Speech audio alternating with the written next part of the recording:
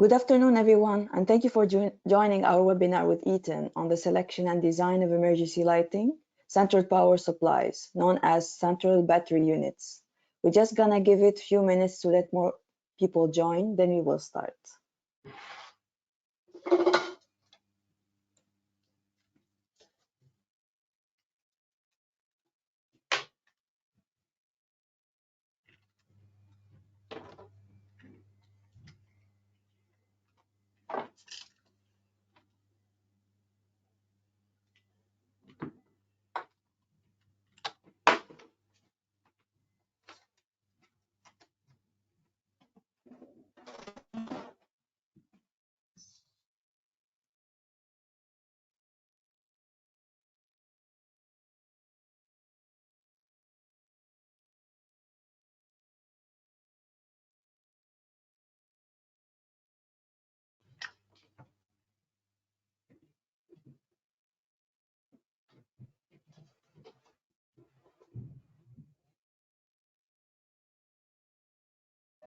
Perfect.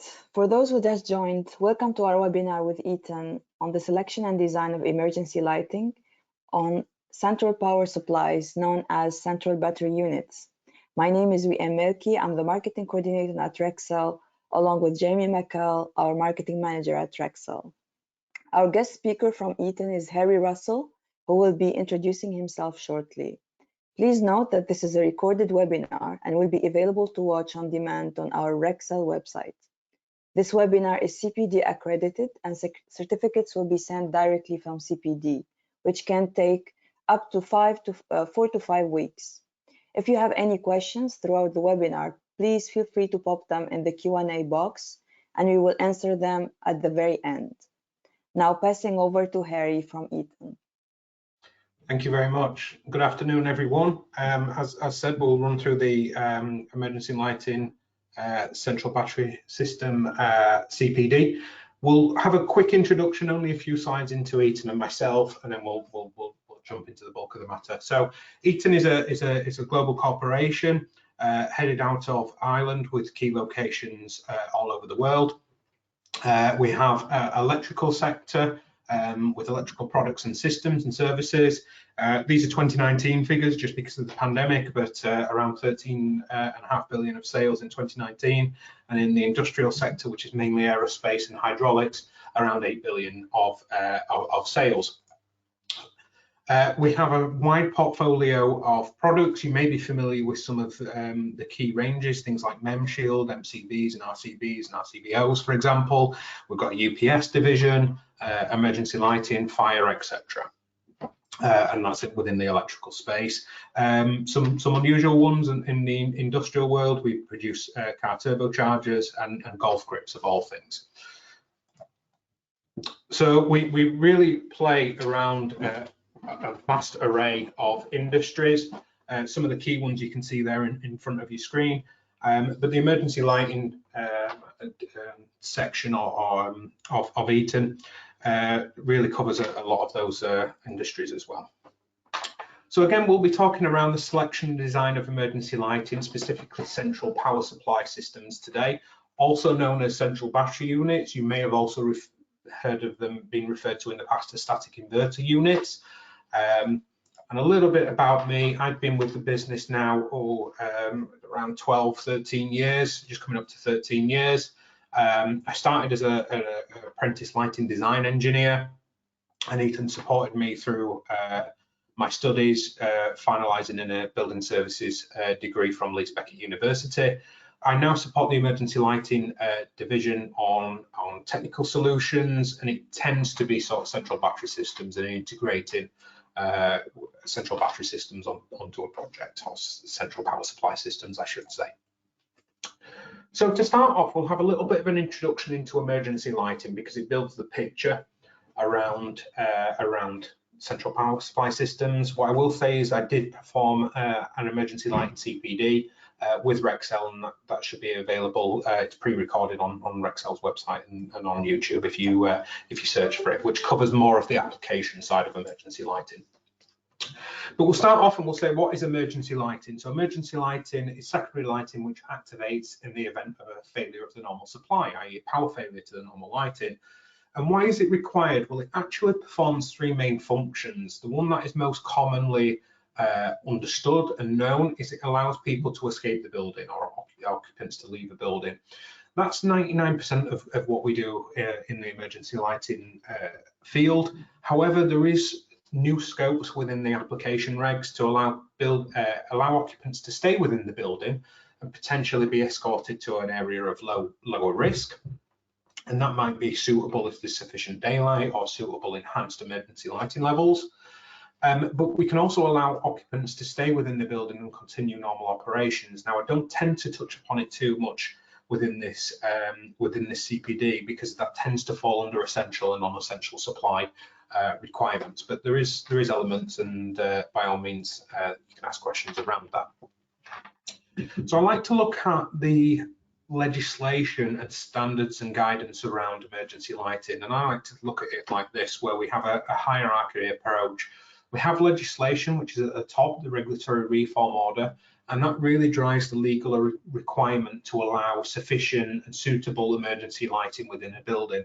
It places an emphasis on building owners and occupiers to keep occupants of the building safe, whether that be employees, whether it be customers or the general public. And that's things like covering emergency lighting illumination requirements.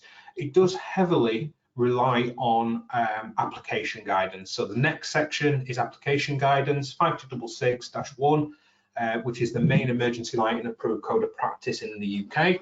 That places emphasis on illumination requirements. So that's things like 0.5 lux in open areas, 1 lux emergency escape routes, enhanced levels such as 15 lux over kitchens where there might be enhanced risk. So someone may be carrying or using a fryer, for example. There is a requirement for enhanced emergency illumination levels in order for an occupant to safely put down that fryer in a power failure, for example. So that's 5266. It is read in conjunction with BSEN 1838. So that's the European standard.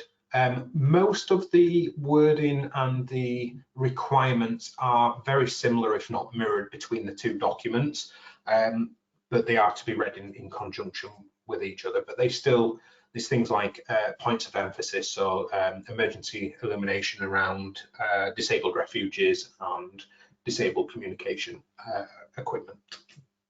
So under application guidance, I like to think of it as the product standards. So the wording within the product standards are shall, and generally it's for manufacturers to comply with these product standards. So for example, the first one over on the left-hand side, BSEN 60598-2-22.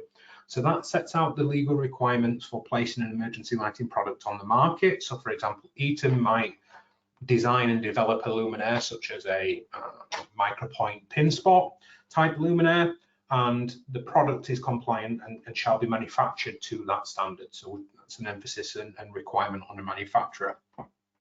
Similarly, we have BSEN 60234 in the center there, which is an automatic test system requirement. So that ensures that test systems are suitable, the timings are accurate, that there's little requirements in there. For example, if there is a power failure and just before a test, that the test is postponed, and it's requirements like that. Now, the requirements that we'll generally take a deep dive into today are BSEN 50171, and that's the requirement for central power supply systems, also known as I say, as central battery systems or static inverters. Okay. So just as a little reminder around the two main types of emergency lighting, on the left-hand side we have self-contained. So that's where an emergency luminaire contains all the necessary components within itself or within 1 meters to produce emergency lighting. So that's typically a battery, a lamp, a charger, and a relay to turn the emergency lighting on a power failure. So all contained within itself. A central power supply system, which is over on the right-hand side, also known as a central battery, consists of 2 major elements. You have the luminaires, which are very typically a lamp and potentially a driver to drive the lamp. And then you have the batteries, which are centralized, and they're supported typically with a charger, some form of automatic transfer switch to have both mains, bypass and emergency, alarms and instrumentation, which supply power to the luminaires. So what is one of the major benefits of central power supply systems? Well, it's in the name. It's the centralizing of the batteries, which really reduce the sort of the operational maintenance of maintaining batteries through life. Now, this slide looks at two elements. It does look at both battery replacements and testing and inspection. So over on the full pie chart, you can see in yellow the battery replacements throughout the life of a self-contained fitting is around 20% of the cost, and the testing and inspection is quite a large chunk at around 73% of the cost. And it does depend on the application, many different applications. And what I would recommend, if you look at total cost of ownership, it be done on an application basis rather than a blanket statement. But it gives an idea. And then we have a central power supply system, which is the sort of the quarter pie with automatic testing. And as you can see, higher capital expenditure in installation, but the reduction in sort of the battery replacements, with it being a single point, and the testing and inspection is greatly reduced if it's an automatic test system. And I like to think of that a little bit like an iceberg. You may see the sort of the capital expenditure, but it's also, you know, about digging a little bit below the surface and identifying the sort of the operational through life costs of the system. Okay, so this section looks at how the central power supply systems work in principle, in application. It tries to cover a good understanding. So the animation should be showing now a bypass. So what I like to say is this is the internals of a central battery system. This is an AC type system, which means the load is driven, the emergency lighting load is driven with 230 volts AC power under normal operation, and with 230 volts AC power under a mains failure operation. So how does this work? So we have an input is directly tied to the bypass, to the output via a bypass circuit, which supplies 230 volts straight through the system. Whilst that is being done, we also tap off of that and maintain a float charge on a set of batteries. The battery voltage do differ from system to system. You typically see sort of 110 or 220 volt batteries, but there is some higher battery voltages within some systems. Now the inverter, which would invert that DC power to AC power under a mains failure, is inhibited under normal operation. So this isn't a UPS style system, this is a static inverter style system. Okay. So that's under normal operation. Now, if we were to have a power failure, obviously we lose the bypass supply and we lose the charger, maintaining the float charge on the batteries. So what happens is we have an automatic transfer switch, which transfers the load onto the battery supply within 0.5 seconds. The batteries feed the DC power to the inverter module, and the inverter inverts that DC to 230 volts AC, all within 0.5 seconds, and supplies the output. There is AC-DC type systems on the market, and we have an AC-DC type system. Depending on the type of system, you may have a step-down transformer on the bypass. Some systems work at 230 volts AC, 220 volts DC, in which case they wouldn't have a step-down transformer on the bypass. But there may be a step-down transformer on the bypass, and AC power is supplied under mains operation. Still a charger maintaining a float charge on the batteries to an appropriate battery voltage, and again depends on the type of system. And again, under mains failure, you lose the bypass supply via the step-down transformer, you lose the charging circuit, and again you have a transfer switch which transfers the load directly onto the batteries, this time without an inverter, so DC power supplied to the load within 0.5 seconds. And here you can see why the name AC-DC. AC under mains healthy, DC under mains failure operation on the output.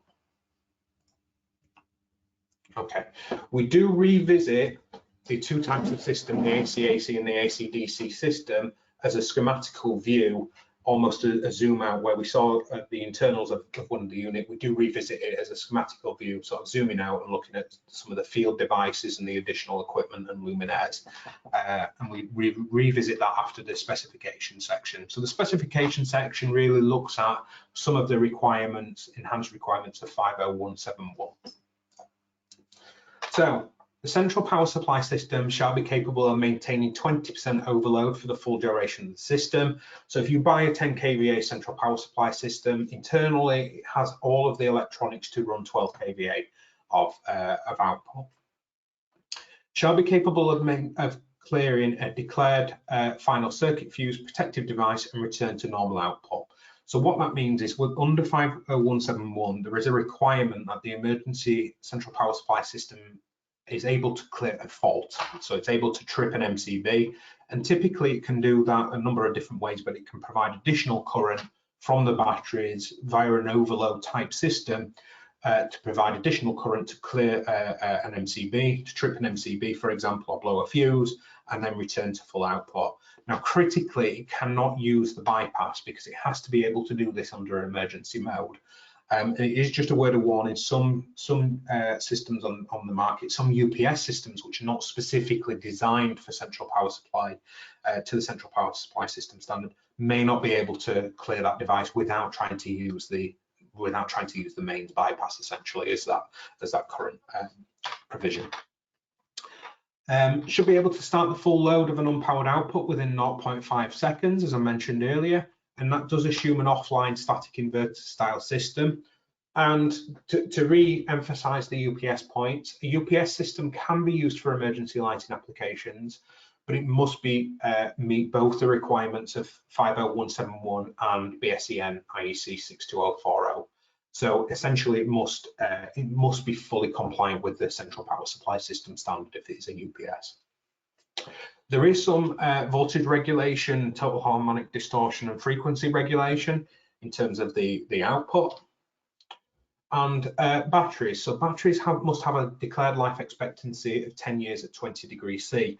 Now, there is a slide, I believe it might be the next slide or the one further on, which looks at the different types of battery technologies that we tend to use. Now, the most common battery technology is valve regulated lead acid, very similar in technology to the battery, which typically is within your car to start the engine.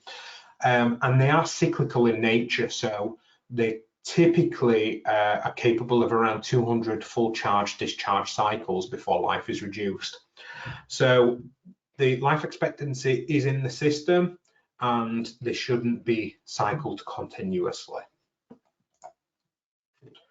And as I say, it must meet the declared performance at the end of the stated life. So it needs to meet, for example, a 10 kilowatt central power supply system should be able to provide 10 kilowatts of output at the end of life, i.e. at 10 years. And then that typically requires batteries to be derated by around 20%. Again, it depends on the type of battery and the battery technology, but typically around 20%. We have seen some, it's something to be aware of just to check that your batteries are derated to meet EN 50171 compliance when you're looking at central power supply systems. Central power supply should be able to charge the batteries to 80% within 12 hours, and that's usually achieved via some form of boost charging or full current charging after a discharge of the system, because you essentially have to pump additional current into the batteries to maintain that 80% capacity within 12 hours. And here's the slide I was talking around the battery types. Three main types of batteries, although there is some additional on the market, but the ones that we see most common in the UK are VRLA, valve regulated lead acid, Plante, and nickel cadmium. Now, VRLA have a typical life of 10 to 12 years, and they're a good all-rounder. I like to think of them as a good all-rounder. They maintain their optimum temperature around 20 degrees for sort of 10 years life. The volts per cell, so they're quite energy dense. They're not a wet cell, so they contain an acid, but it's contained within a mesh. So in terms of the cost implications, there's not much cost implications or maintenance requirements. They're generally good value for money, and in terms of disposing them, there is a significant amount of lead content, so you actually get paid for the batteries when you dispose of them. Plantae are a very similar technology to VRLA, but the acid is contained, it's wet acid, so that you do need to maintain the batteries, you need to top them up. You can see that in the center image. You may just be able to see the sort of the fill lines, the maximum and minimum fill lines on the front and the side of the battery there. So they have a little bit better life expectancy of around 15 to 20 years. Again, quite an energy dense battery, but they are a wet cell. So again, they require a top up of dilute acid at regular intervals. One thing to consider with wet cells is you have to be able to read the levels. So generally you have to tier the battery racks or the battery storage. So physically batteries in front of in front of each other need to be on different levels so you can see them.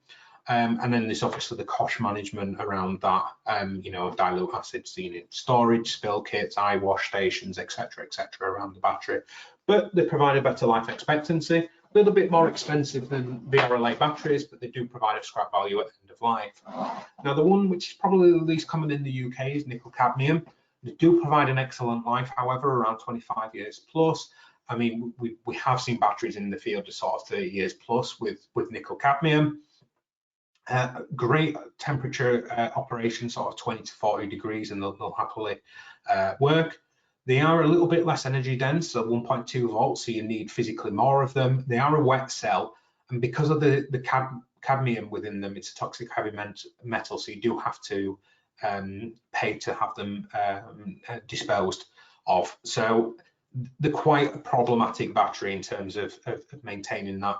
Again, we can support it, and most manufacturers will be able to support sort of nickel cadmium batteries, but we don't tend to see their use quite often. Like I say, 99% of what we sell at Eaton is valve regulated lead acid batteries because they're just a general good all-rounder. Enclosures, so typically battery central power supply systems come in standard enclosures. They may be in a cubicle. Generally, there'll be a common depth. Ours fit through standard doors and are lockable to the N50172. If they're not lockable, then they need to go in within a locked room, and obviously the room needs to be identified as a battery room. Racking is an alternative option. Generally, you may get a little bit better battery density with racking, and they're quite useful in terms of the custom solution. So I have used these on a number of occasions now, where a cabinet may not fit, where they might be, and I've done this before, for example, under stairs, you know, and it's a sort of angled roof. You're able to create quite a custom solution in terms of that battery rack. So you can go multiple layers, multiple different battery depths, as you can see there. That's sort of 2 layers and two batteries deep. I have regularly done sort of 3 batteries deep as well. You can get tiered for wet cell batteries. You can have cladded racks. Most of the time they're open, and then the room is sort of locked and identified / labeled. And there's a sort of an inherent risk because it's a battery room. Okay, so now we'll touch upon the system choice again. So as I mentioned earlier, we looked at sort of an AC/AC style central power supply system and an AC/DC central power supply system. This really is a zoom out and looks at a schematical view of a system.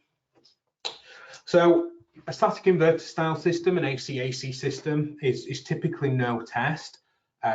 So the batteries are remote centralized, as I mentioned earlier, with 10 years batteries. The front screen on that system will give you some indication in terms of battery and charging circuit health. So it'll be things like the voltages, battery currents, etc. But testing is all done manually. So there is a requirement for testing both monthly and annually, and we will touch upon it later. But to actually discharge, inspect, and record the results, it's all manual, both monthly and annually. There are separate circuits and field devices required for maintain, non-maintain, switch maintain circuit, which will start to make sense on the next slide. And as I say, you know, sort of a manual inspection. Okay, so a typical schematic, and what I'll try and do here is I'll try and use a laser pointer and hope that it will actually show. I don't believe that's showing fairly well, so just give me a moment. I'm hoping Yes, just a second or two behind, so I'll just have to hover it over. Okay, so we have a central power supply, and as we referred to earlier, that has an internal bypass, so the input is directly tied to the bypass. So the best way to think of the output is it's permanently energized, 230 volts energized. Now, typically what we do is we recommend that a DB be used, a distribution board, where sub-distribution can then be taken. Now, again, the outputs of that distribution board is going to be permanently energized. So the first circuit that we tend to take out of that DB is the maintain circuit down here, where you can see there's no device on there, so the output would be permanently energized, and that's where you can apply your maintained exit signs. Under the regs, most exit signs are now maintained. If a public is unfamiliar with the building, they should be permanently illuminated or permanently on. So that's what we typically do for our maintained exit signs. I'll skip to the top here, and this is what we use for a non-maintained circuit. So if we want a number of pin spots or a number of bulkheads to be only on in an emergency, so in normal operation they're turned off, we use a device called a hold-off relay. So that hold-off relay realistically is a contactor which is held open by monitoring a number of general lighting circuits. You can see here there's a number of general lighting circuits which goes onto that hold-off relay, and if those general lighting circuits are healthy, the contactor is open, i.e. the power supply isn't fed to the pin spots. And if any one of those fails, the contactor drops in and powers the non-maintained circuit and activates the emergency light in there. So that allows you to get a non-maintained circuit out of the system. And then the final type of circuit is switch/DALI, and that uses a device called a changeover relay. And in this instance, you have a general lighting circuit, which is shown in blue. You have a permanent supply and a switch supply on the other side. And that allows you to turn the fitting on and off not under normal operation. So if the permanent supply is healthy, you can turn the fitting on and off, and the power flow is through the general lighting, so turn the fittings on and off. But if that permanent supply fails, then the CBU supply is directly bridged onto the output. So essentially, it ignores the switch position if the permanent life fails and forces the fittings to be on. DALI uses the same device, but with DALI, we take DALI through the changeover relay and we open circuit DALI on a mains failure. So if that permanent life was to fail, it open circuits DALI, and DALI drivers see loss of DALI signal as a default command to ramp up to 100% as a fail safe. So you may have those fittings dimmed down to, let's say, 5% or 10%, whatever it may be, due to daylight. But if there was a power failure, the changeover relay would activate, open circuit DALI, ramp the fittings up to 100% and power them from the central battery system. Okay.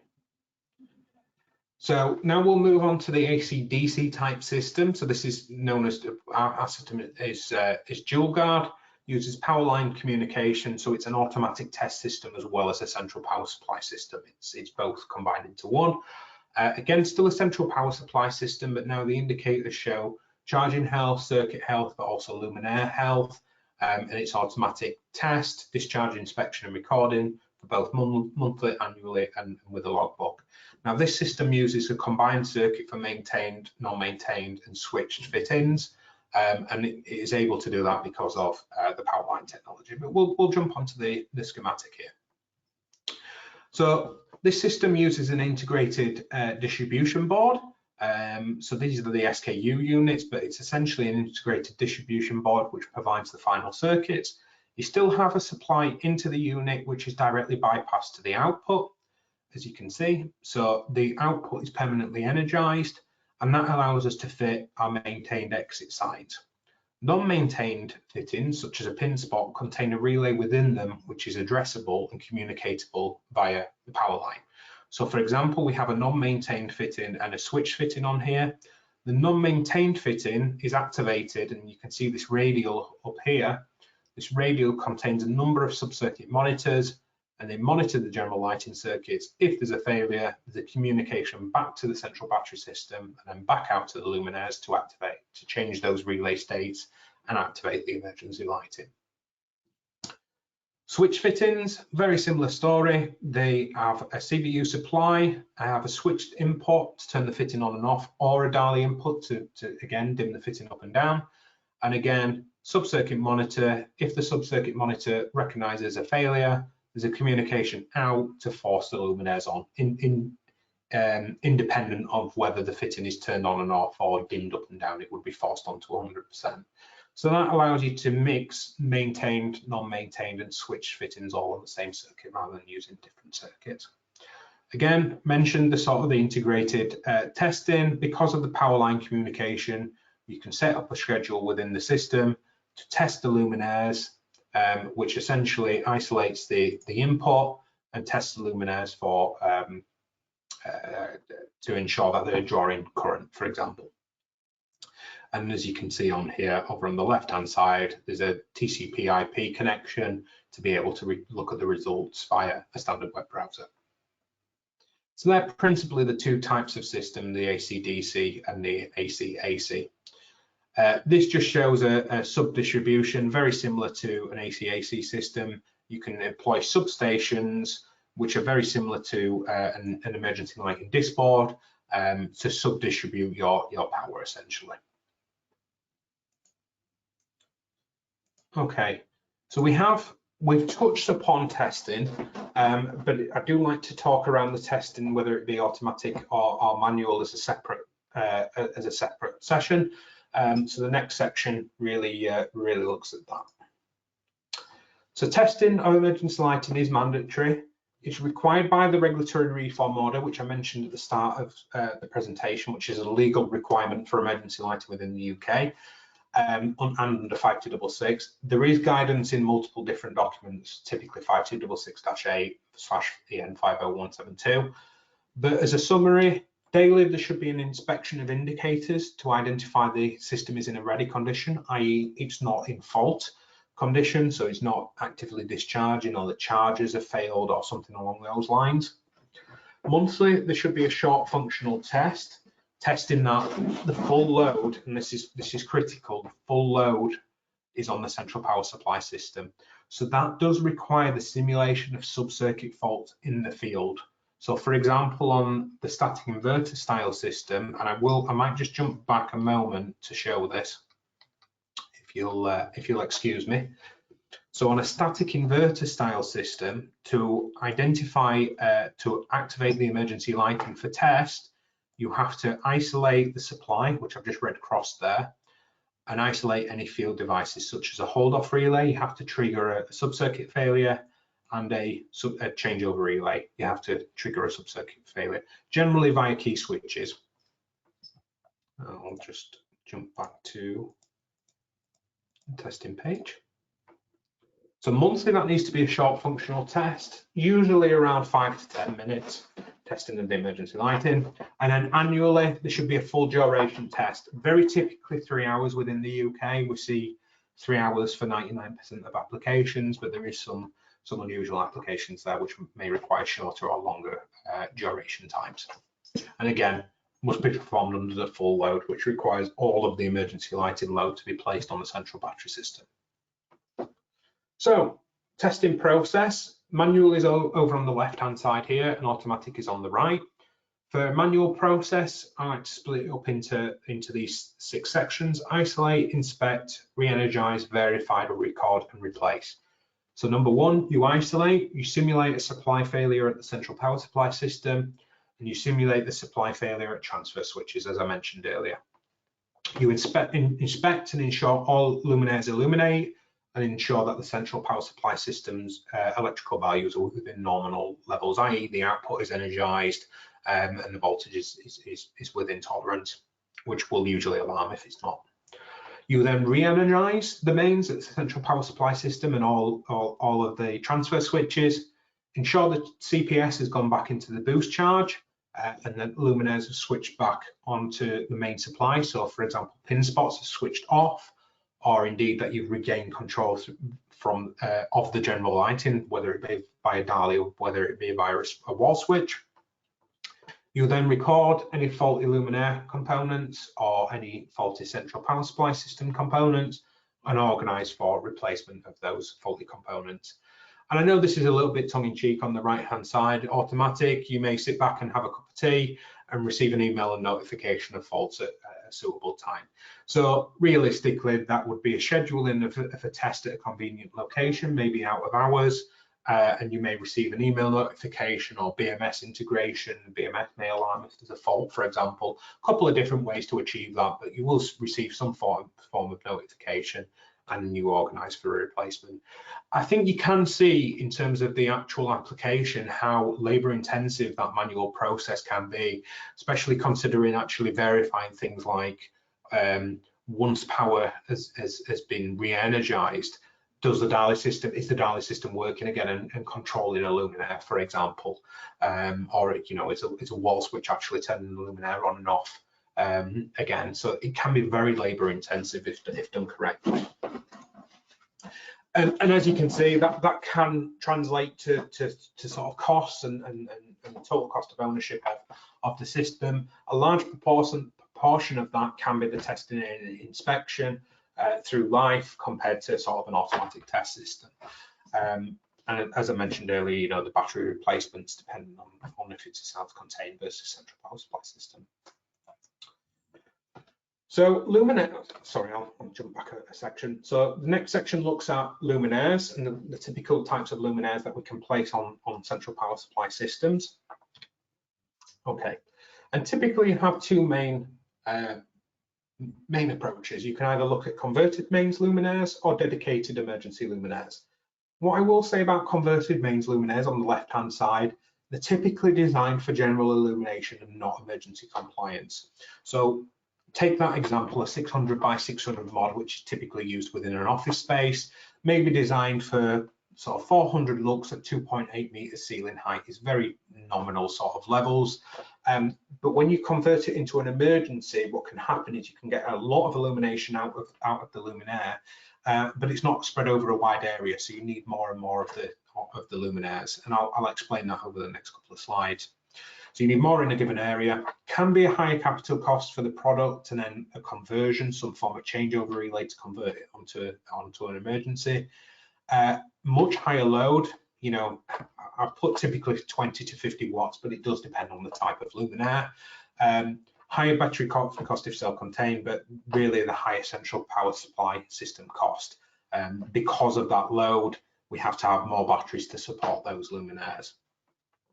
Dedicated emergency luminaires, they're specifically designed for emergency compliance. So your 0.5 lux, your 1 luxes, and larger spacings typically achieve those compliant levels. You need few in a given area, and they're generally a lower capital cost and load, which drives the system cost down. Just to give you an example, this is a 22 by 22 meter area. It's an office style area, 2.8 meters high. You actually only need 4 luminaires to achieve the illumination levels, but one of the critical elements of emergency lighting is diversity. So diversity is the ratio between the maximum and minimum brightness within a space. And what that can affect, if you walk through an area where you have very high peaks and troughs of lighting, for example, your eye can really struggle to adapt to the lit environment, and you can really struggle to find your way out of a building. So the regulations say that ratio needs to be below 1 to 40. So an open area actually needs 15 luminaires, so a significant amount more just to achieve that illumination level, and that equates to 36 times 15 fittings. Compared to a dedicated emergency luminaire, dedicated pin spot, provides 0.5 lux with 9 luminaires at 1 to 11 diversity. And what does that mean overall? So that's 9 dedicated luminaires compared to 15 mains conversions, a significant amount of power reduction, both per fitting and overall. And again, 6 less luminaires to install, test, maintain, the power consumption reduction and the improved diversity. So really the dedicated heads are the way to go. Now, what I always say is, we will support both. We support mains conversions all day and every day. And there is some areas such as high risk areas where mains conversions really come into their own element. But to drive down the sort of the central battery cost, dedicated heads tend to be more cost effective for your normal type areas, your 0.5 lux, your escape routes, your open areas, your offices, your school classrooms, for example. Now, fire resistance, cable must be fire rated from leaving the central power supply system to within 1 metre of the luminaire, and failure of the luminaire must not affect the remainder of the circuit, i.e. the luminaire should have its internal fuse. Generally, we recommend a fire rated or fire resistant spur at each point rather than looping in and out of the luminaire to protect the integrity of the supply. Selection of the type of the cable should be via risk assessment. BS 5266 does give some guidance on that. So where enhanced cable should be used, or sort of 2-hour fire protected cable, should be on unsprinklered buildings, phased evacuation premises and high rises and complex buildings. Example of cable types is sort of for the standard fire rating of things like FP200 Gold, PH 120, FP Plus or MICC.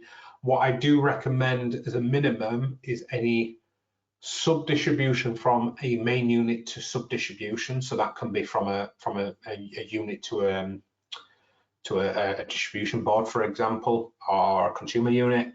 That cable should always be running in enhanced, and if appropriate, final circuits can be dropped to standard. But again, via risk assessment. But in certain circumstances that can be done. But I always recommend sub-distribution be done in enhanced because of the nature of the supply. If you were to lose that, you would lose a significant area compared to a final circuit. Okay, now I think I've rattled through that fairly quickly because I haven't had any questions, and it is obviously a virtual environment. Is there any questions from any of the attendees? Thanks for that, Harry. That was a really insightful presentation. If anyone does have any questions, you should see a question box at the bottom. Feel free to enter any questions you have in there. I will give you guys a minute to put something in. We have no questions at the moment, Harry. Okay. So we'll just give guys a minute to put any questions that they might have in.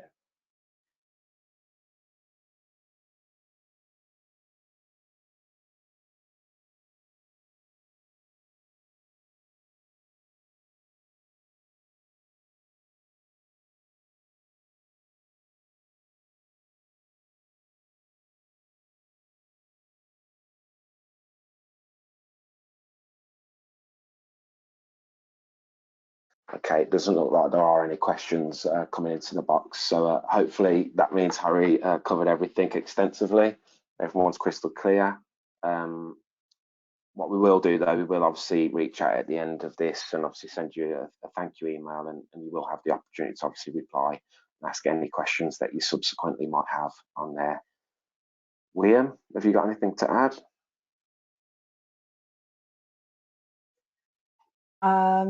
Nothing to add, just thank you, Harry, and thank you everyone for listening. If you have any other questions, please send them over to our marketing at rexel.co.uk. And this webinar was CBT accredited, and you will be getting your certificates within 4 to 5 weeks. So thank you for that. Yeah, thanks all. And just a reminder, this webinar will be available to view on demand on the Rexel website as well over the next week or so. So you can rewatch it if you want to refresh any of the information that you got here. Thanks all. Thank you for your time, everyone. Thank you.